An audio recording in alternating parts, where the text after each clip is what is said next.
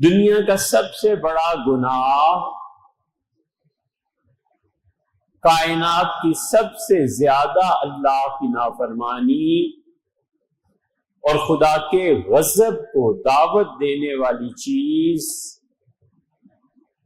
وہ اس معاشرے میں ہے جو حالات کو بدلنے کے لیے کوئی راہ اختیار نہیں کرتے۔ وہ رشوت والے ماحول میں بھی رہتا ہے، وہ سود کے ماحول میں زندگی بسر کرتا ہے، اس کے سامنے ایک آدمی دودھ میں پانی ملاتا ہے اور یہ کبھی اس کو نہیں کہتا کہ میں تم سے نہیں ملوں گا جب تک یہ عادت اور حرکت نہیں چھوڑ دو گے۔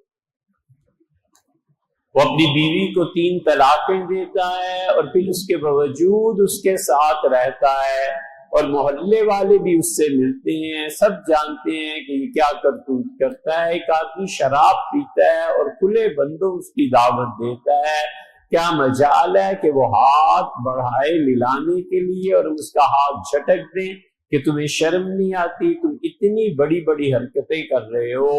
اس لیے حالات کو بدلنے کے لیے جدوجہد کرنا اور سسٹم کو چینج کرنے کے لیے کم سے کم نہیں عن المنکر کہ برائیوں کو برا کہنا، نکیر کرنا۔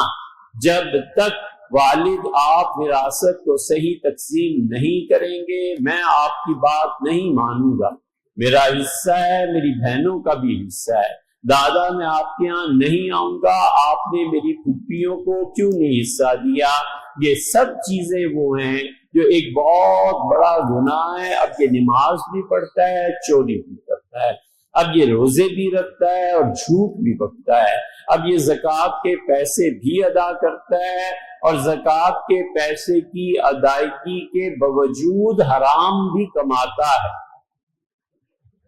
اور یہ اتنا پکا نمازی ہے کہ کبھی اس کی جو تکبیر اولیٰ اور کبھی اس کی جماعت چھوٹی ہو، کبھی اس نے مسجد کی تعمیر اور قیام میں حصہ نہ لیا، اور سب کچھ ہے، اس کے باوجود اسے عقل نہیں آتی کہ اللہ کہتا ہے ان الصلاۃ تنہی عن الفحشاء والمنکر، اور لوگوں نماز روکتی ہے تمہیں بے حیائی کے کاموں سے۔ یہ نماز بھی پڑھتا ہے اور تنہائی میں یا لوگوں کے سامنے بے حیائی کا کام بھی کرتا ہے، تو آخر اس کی نماز اس پہ مؤثر کیوں نہیں ہے؟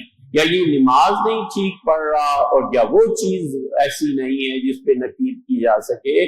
آخر کچھ تو ہے کہ یہ سجدے کرتا ہے کہ ٹکریں مارتا ہے خدا کے سامنے کا قیام، یہ جمعے کی نماز، عید کی نماز، اللہ کے سامنے سجدہ کرنا، یہ سب چیزیں اسے فحاشی سے منع نہیں کرتی۔ تو مسئلہ کیا ہے آخر؟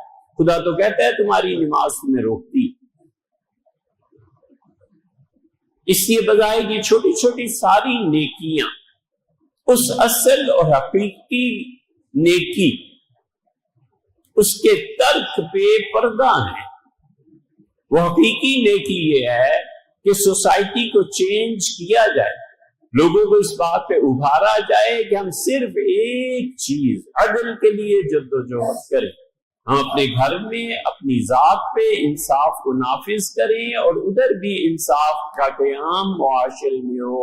جس سوسائٹی میں لوگ انصاف قائم نہیں کرتے ان کی نمازیں اور ان کی زکوٰۃ اللہ چاہے قبول بھی کر لے تو اس کے بعد بھی عذاب باقی ہے کہ تم نے قیام عدل میں کوئی جدوجہد نہیں کی، تم نے اپنے ساتھ بھی انصاف نہیں کیا اور لوگوں کو انصاف کی فراہمی میں مدد بھی نہیں دی۔ انصاف کیسے ہو؟ اس لیے کہ اس کے تعلقات تو ظالموں سے ہیں۔ یہ سچ بولے تو دوستیوں پر زد پڑتی ہے، جھوٹ بولتا ہے اور نماز پڑھتا ہے، یقیناً اس کا جھوٹ اسے جہنم کی راہ پر چلا رہا ہے۔